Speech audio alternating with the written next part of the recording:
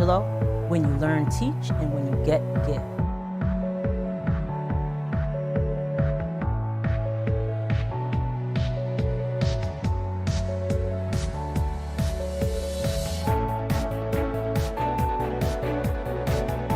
So, as I said in the top of the show, we have a great guest here with us. I am so excited to have this guest in the house.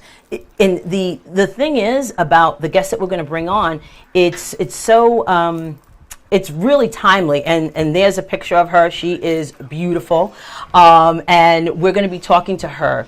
So we're going to have Ms. Erica Collins is in the house, and she's going to be talking about a lot of different things. She's a Renaissance woman. She's multi-talented, multifaceted. She is a plus-size model, a beauty queen, an entrepreneur, an activist, an author. So we're going to talk about a lot of those things because she's really engaged.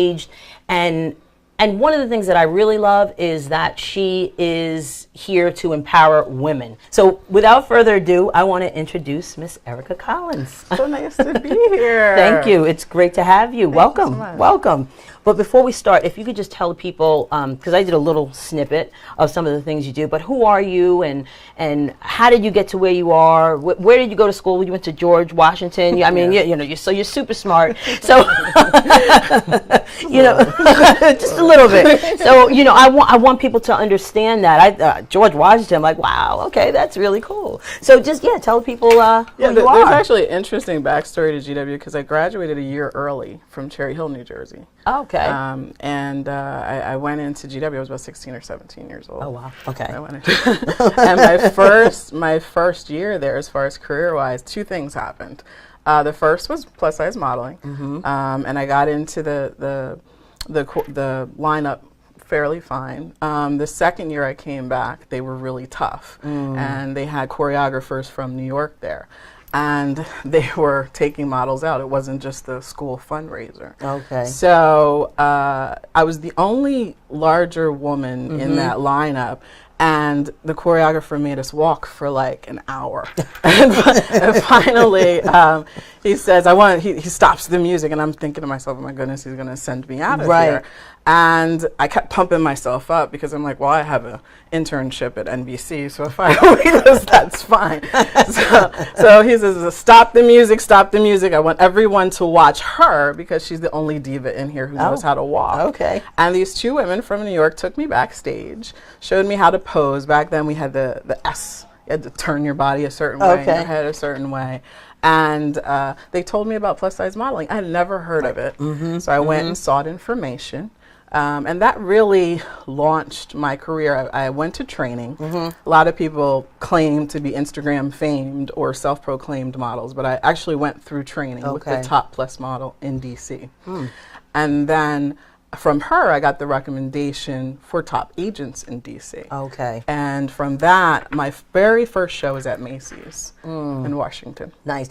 You know, and the thing is, you know, women in size, you know, some women feel insecure about that. So how do you talk to women and encourage them, no matter what color, shape, size you are, to really understand that they're beautiful and that they matter and all of that? Because there are I work with a lot of teenagers, and they're insecure about, you know, the way they look or the size that they may be. So how do you encourage people to feel confident in that? Well, there's two parts of it. I actually just launched Miss Curvy Confidence at I think we have a flyer for Curvy, CONF on Twitter and Facebook. Okay. We're doing a pageant. I was Miss Plus America. I was also Miss Black Teenage World. Okay. And I had issues when I was Miss Black Teenage World because I was larger and they were trying to hide the fact that I had a womanly body at that time. Right. So I'm launching a pageant that's really going to empower women in general. It's also going to empower young women and girls. And we're going to not just have the frills of a pageant. It's going to be totally different. It's going to be a hybrid. Okay. So a lot of information is going to empower them online, And my hope is that when they're done being a pageant queen, it's that they actually have a direction. Right. And that they actually have opportunity. So if that means empowering them with a nonprofit or empowering them with a business, we're going to start to work on those details. I have a partnership with Sexy, Wealthy, and Heels, and I'm the representative for the International Brand Ambassador in both New York City here. So if there's anyone who wants to work with us, feel free. That's at Sexy and Wealthy NYC. And I'm also in DC as well. And that group partners and they show you how to begin to automate your business. So that's what's going to be combined. So you're going to have the pageant piece with the business-minded piece. Okay. And on March 29th in Washington, D.C., we will announce the state winners. Okay. And that will be also combined with the first Colors, Curves, and Confidence Conference. Okay, so that's how this all ties together. And that is going to be in March in Washington, D.C. Correct. So let me ask you a question about the actual pageant itself. What age group is that for?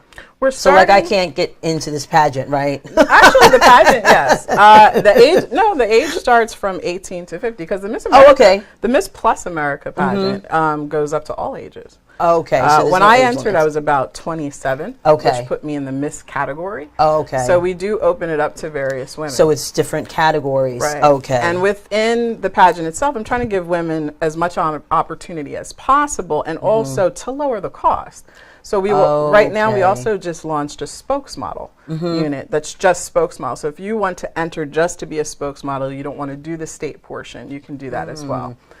So all that information is online. You can also look at my website, i-am-erica.com, kind of like iAmerica with the dashes. Okay. So that's the pageant. What are some tips that you can give women to look the best that they can look at all times? I'm going to give you an example. I'll put on something and I think I look good, and then I see that picture and I'm like, no, I did not wear that. So, I'm like, I should have really thought about, because as a model, you know what to put on that's going to look good in a picture, as opposed to myself, who I think at this camera, at this in the mirror I look okay, but on camera it doesn't work. So what are some tips that you could give women to try to look their best at all times? Well, I'm going to work on your mind. I'm going to work on your mind first, because it's very, very important. Like as I was talking about doing the runway, if you notice, one of the things I was doing subconsciously as I work at NBC, that posture, right? Yeah, exactly. And I didn't realize at that age that I was giving myself the confidence while I was walking, even though you were in this intense situation. And the one thing that's out right now, Business Insider just came out with a statement of 322% of African American women have increased in business ownership. 224% of Latin American women have increased in business ownership. And 70%, they like to say 67, but it's really 70% of American women are of size. So right there, you're representing the majority. So you should feel at home, when you get into any situation. And when I started reading that article, I've been playing with this thought for about almost 10 years. I was joking around with a friend of mine who has the quote trophy wife, and I said he happened to be, it's Italian, he was white, and his wife is blonde, and I think she's Irish or Scandinavian, and I said, is it the blonde hair? So if an African American woman had blonde hair, would you still be attracted to them? And he's, when I'm attracted, various women, but no, it's the white, blonde-haired female. So I really started to kind of think about that for a second, and I said, this is interesting, because during the 80s and 90s, that's all you saw growing up. So everyone, not just minority women, but white women as well, have been looking to be this standard of Barbie. And that's because the media and mediated images told you that. And also the men that have grown up in those eras, that's what they believe is, quote, the trophy. But with the way the economy is, having a brainless Barbie doll, so to speak, not to offend anyone, but having that image from, the 80s and previously does not help you in your career. it's not going to be satisfying in your relationships. Like I said, one of the things that I do love is the empowerment that you help women to achieve. Just that, what you just said is really not from only the beauty standpoint, but from, you know, being healthy within, I guess you could say. You know, you look at, and I was saying this is timely because you look at, we just saw Hidden Figures. And when we watched the movie, I couldn't believe the story, and that story was never shared. And it's not only for women of color, it's women, period. Correct. These women helped, you know, to get us to the moon. And it's just, so it's timely in the sense that women in general have to know their value, and women of color, particularly just because of what you had mentioned about the historical nature of what beauty actually is. So it's really timely, and I think Hidden Figures is kind of a game changer. True, very true. You know, having Michelle Obama in the White House, game changer. Correct. You know, the psyche, I think, of America and women of color has shifted because they see you know, it can be achievable. And look at who we have or had in the White House. And she is a beautiful woman. So, you know, it's a game changer. And I think those things really also help to change the, you know, our mindset. And it's very important too to start talking to your children early, right, about those missing things in history. I was talking to some women a couple weeks ago, and they said it's very interesting because you have a very strong sense of culture. And I started thinking about that, and I said, well, my grandmother, my father, they were sitting you down, my mother were sitting you down, teaching you your history, right, and teaching you the missing parts that were not in the books, where the schools have changed and gotten more. We came through the era of multiculturalism, but prior to that, it was a very Eurocentric view. So I just kind of want to mention, I have a book called talk about that. Eric and Ruby's. I got my copy too.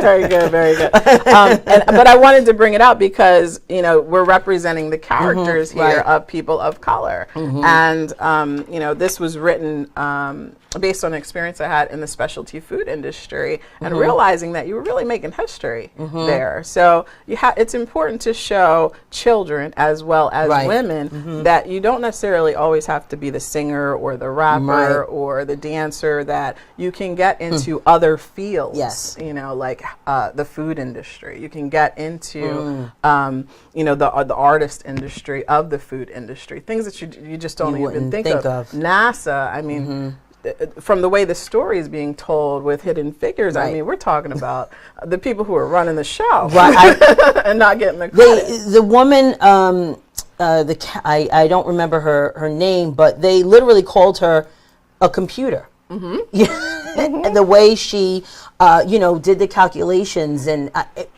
it just blew my mind. I didn't even know this existed. And like I said, it was a game changer. It really was. And I just thought the movie was outstanding, and what it represented and what it showed. And it makes you think, what if you had seen that as a child? Would that have changed your direction? You know, would that have changed your thought process? Would that have changed your work experiences? Exactly. You know? Exactly. It was just amazing. And women of color, absolutely, women in general, just, I mean, what they were able to do and what they were able to accomplish then, you know, and the story was never, I didn't hear about this until a year ago when, you know, when they were advertising the film. So it's really outstanding. You know, you were talking about your book, Eric and Ruby's Healthy Juice Stand. Why did you decide to write the book? Well, I was with a team where we won the Sophie Awards, which is like the Oscars for food. And the Oscars for food. Okay. They had huge Oscar stands. It was actually here in New York City. I have this great photo in between the stands. But they have a whole parade and all the food. And this is how you get your food to market. Another part of entrepreneurship, getting your food into Whole Foods. So Rutgers Innovation Center, I became a speaker for Rutgers Innovation Center because we were so successful getting USA Today and other media hits, which is some of the projects that I was working on. But In any case, what I started to realize is that as a child, they didn't really teach you about food, the proper way to eat, what the nutrients were, any of those things. You had the pyramid. That was it. Right. that was it. That was it. And you had 1 week of the presidential, health thing, and that was it. So I said, what if they had a book that was really kind of encouraging kids to make healthier choices? Right. So instead of grabbing for the soda, maybe you would take the fruits and vegetables in the household and get creative and make those juices. And especially in the African American community, they need references for that. So that's one of the reasons I created the book. And I also wanted them to understand when you're doing entrepreneurship, you're dealing with the world. So the book is written in 3 different languages. It's in English, was great. French, and Spanish. Right. If I could have fit more languages on that, I would have done that. And I also created it so that it's a teaching tool. It actually has a supplement for teaching lessons. So in my mind, I'm thinking it's the beginning of a curriculum. Right. Yeah, I love the interactive part in the back with the crossword puzzles and the little games that students get, the activities, right, that the children can play. What age group would you say the book is for? I've been told it goes from different teachers and people in the education industry from preschool all the way up to 6th grade. Okay. Which frightened me for a moment because they said the kids don't read. So their lower level learners would actually be able to use the book. And then with languages, it can expand. It can.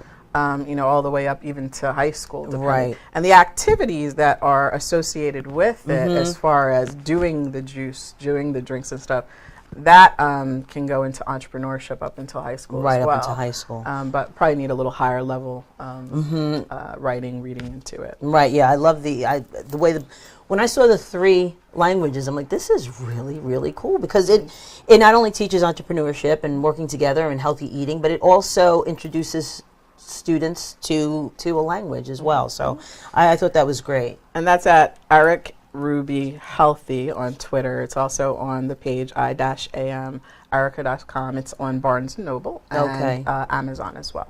So the illustrations in the book they're beautifully done. Thank you.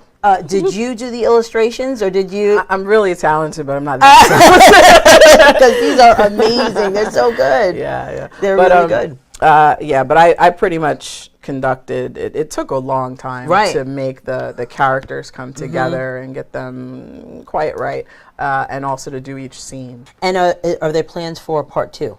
Yes, there's actually plans for 2, 3, and 4. Okay. So I think these kids could do a lot. They could do more. Good. And the other thing I want to bring out is it talks about advocacy too, because the kids go to Washington D.C. and we address the issues of the health concerns with children. So that's something to also note. Right, and again, very timely, especially with Mrs. Obama's initiative in the White House, and so it's very timely that healthy eating, and it really does have an impact. So this is a great read, and I thank you for sharing the book with people. Especially, I love the languages. I couldn't get over that. I thought that was really great. My daughter took French in high school. She's in college now.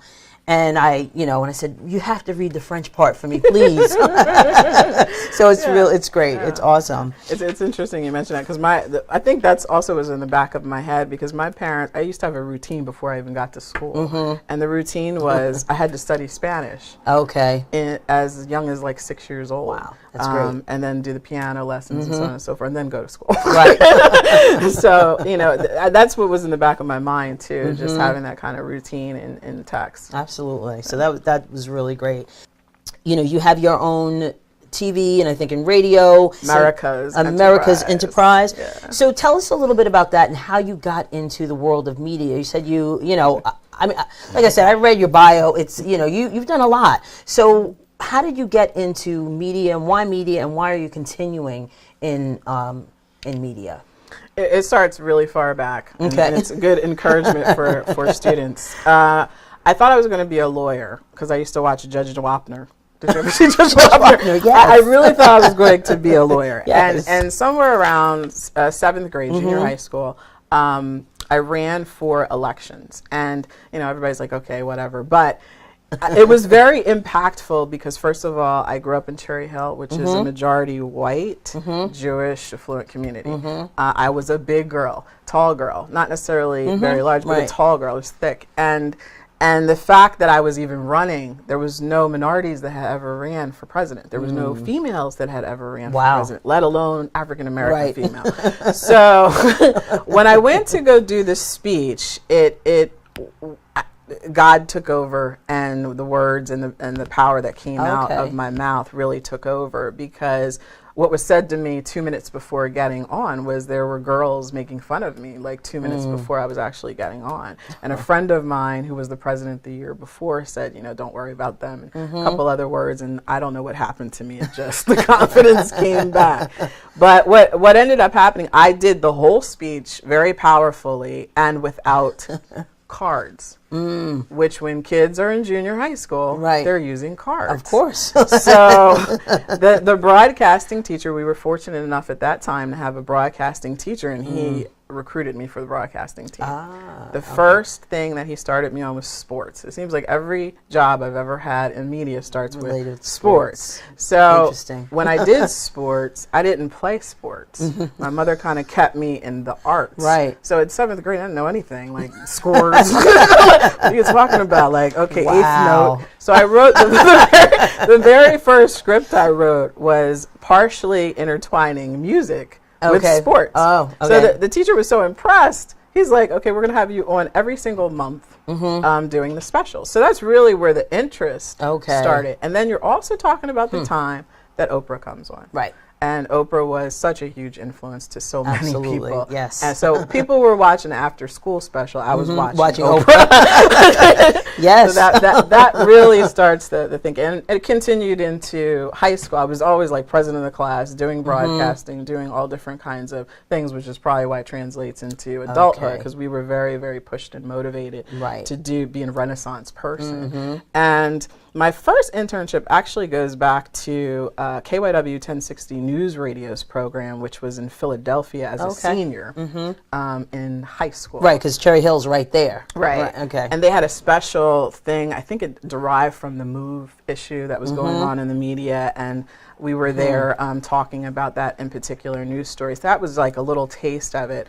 And then my first year in college, which usually doesn't happen because you have to wait till junior, senior year, but I was very persistent in looking for an internship. I got a call back from every single station, ABC, NBC, and CBS. Because I had the tapes from junior high. You had and they didn't know. Resume. They did. I actually got a job offer off of a high school tape. Wow. They didn't know how old I was. Wow. So they brought me in to start in sports. I was working for the George Michael Sports Machine, which is a very popular show in Washington, D.C. And I got lucky, too, because I didn't sit there answering the phones. When you show that initiative, they gave me, I finished all the work they had for the summer in 3 weeks. Wow. So they said, take her out. Take her to Redskins training camp. Take her to go do interviews. So I was literally at Redskins training camp with like Charles Mann and Art Monk and going to the locker room. Oh God. And everything. So that's really how the beginning of professional media started. And then they moved me into the newsroom, and every semester I tried to look for some sort of news-oriented job. I worked at Fox, WTTG. By the time I left, I also worked at Interactive Television Association, which was social media before social media was even here. It was the beginning of the information superhighway. So I had a lot of previous knowledge about what was going to happen in business. And then I got it's like a postgraduate, so you graduate, you're actually getting paid. Special, and I didn't think I was going to get it. It's a National Radio Television Correspondents Association. You know, the one where you see the big dinner with the president, or you see the big dinner with Congress. So I got selected to cover the House and Senate radio, TV press gallery. So you're a liaison between all the congressmen and every single media outlet. Got it. Okay. And you're actually kind of hired with the government and the media, because they give that balance of news. I mean, we're talking about fake news now. Yeah. It's I start looking at the time that I spend on the Hill, and I'm just flabbergasted at what's going on. Yeah, it really is. Yeah, so that was In Washington. Then from Washington, I got a job at MSNBC, which was networking in that environment because they have suites when you go to those events. And then from there, I ended up doing a stint. HBO, I was up here. MSNBC is located in Secaucus, New Jersey. And then HBO, I kind of went into the entertainment. Ended up in sports. Just couldn't stay away from the sports. Yeah, they always put me in sports. I don't know what that is about that. So I ended up in entertainment. I bounced back to Fox News during Fox News Channel. Okay. These are networks, which is different than the local affiliates. And the one, Roger Ailes, was one of my bosses. Wow.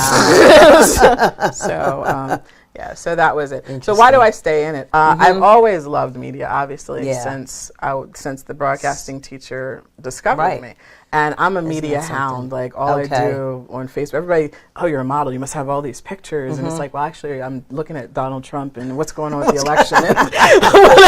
Right. I mean, that. Like, what are you talking about? And, you know, you share that story in your journey, and it's amazing that in middle school or junior high school, probably, right, that the teacher was the one who said, you know what, let's try to, you know, get something going here, and then it's really taken you to so many different places. So that's so Mr. powerful. Stagliano. That is real. That's a powerful story, you know. And as an educator, I love to hear stories like that because you never know. You never know that encouragement and how far it's going to go. So how can people listen to or watch your shows? I know you're the executive producer and all of that. So how can people watch your show? America's Enterprise is in a couple different formats. We have it in New York, MNN's broadcast. It's in TV, cable, and streaming. And it gets distributed in New York. It also gets distributed in Philadelphia, and we're looking at some other locations. So that gives you the subscribers of about 15 million people. Right. A Blog Talk Radio Enterprise, which is a totally different name, is and everyone in internet world is usually familiar with Blog Talk Radio. Yes. That is the radio version. And internet radio version, and that has about 8-9 million subscribers, which combines the two. So you can see both of them again on my site, i-am-erica.com. If you're an entrepreneur or you're in business, you can come on the show or apply to be on the show. And we're also, I have to talk about this because we're going to be here in New York, February 15th. February 15th. Sports. I'm going to be doing live hosting with the Wall Street Project. And it's going to be the American Enterprise, so it will be the television version. And I was invited, so we will do the segments on sports and hopefully as many sections as we can live. And what is that about? What is that, you said, what is that about? What is that? The Wall Street Project? Yeah. It's with Rainbow Push Coalition. And they look at all the different industries and talk about Wall Street's involvement. So for sports in particular, they talk about athletes after the game. What do you do after the game? Right. Because you hear so many stories. I had met Boston basketball player who went bankrupt. Right. You know, so what do they do? A lot of times, especially the earlier players, they didn't even finish college. So they don't even have that skill set to restart, and they've been relying on agents and business people. So there too, you really need a map for something to go through. I'm also involved with a sports app right now, that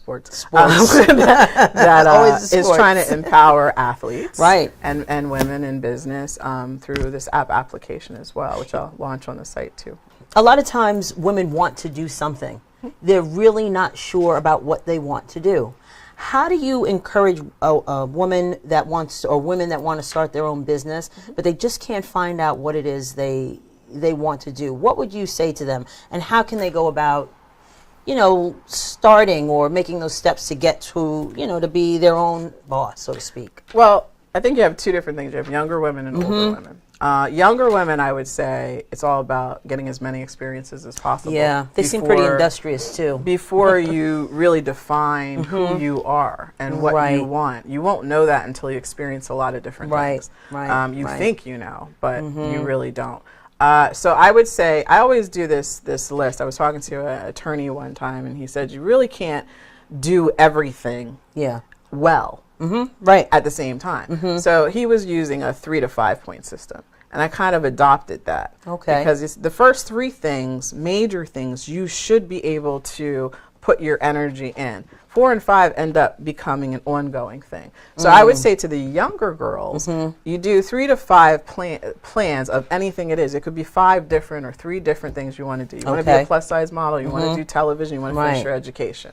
Here are the 3 top steps that I need to do to achieve those goals. And 4 and 5 are on there. And you keep checking those lists every day. Now, if it becomes too complicated, you separate it in the month. We're doing this week, this week, and the next week. And then those experiences, once you start to write down and journal what you're doing, you're going to see a trend, and it's going to move you in certain directions. It's going to give you more networks. It's going to give you more experiences when you're younger. Now, for older women, the first thing you need to do is meditate. just take a break, because it's been a long, long struggle.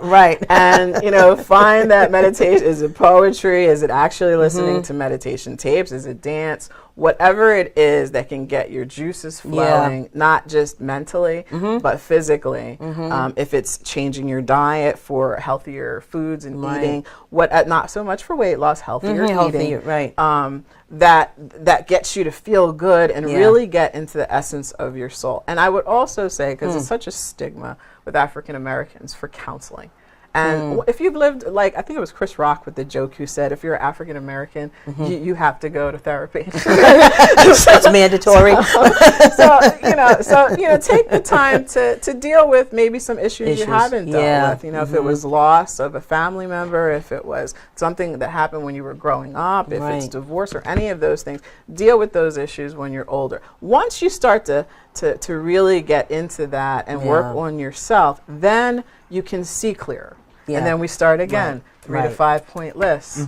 And you're not going to have as many as the young person. Because you want to take that time to meditate, to drink the water, so on and so forth. So you don't want 50 million things to do until you get the rhythm straight. And also for older women, I would say to get help. Because we can crash, and trust me, I've crashed. But make sure that you have support systems and in place. Recognize that. So I want to thank Erica Collins for being here today. It was a pleasure speaking with you, all the things you're doing, and I would encourage people to find you at, if you can just tell everybody your website one more time. I-am-erica.com. Everything is America, separating the Erica. Okay. Well, again, I want to thank you, and I want everybody to tune in to Conversations with Verdel Jones. The 3rd Thursday of next month, we're going to talk about test prep. We're going to have Tom Ellers here from Method Test Prep, and he's going to talk a little bit about that. Make sure you go to my website, verdeljones.com. You can follow me at DeliTeach, and that's DeliTeach, and that's on Twitter, Facebook, what's the other one? Instagram. And also, make sure that you pick up Erica's book, Eric and Ruby's Healthy Juice Stand. And again, I want to thank everybody for watching out there.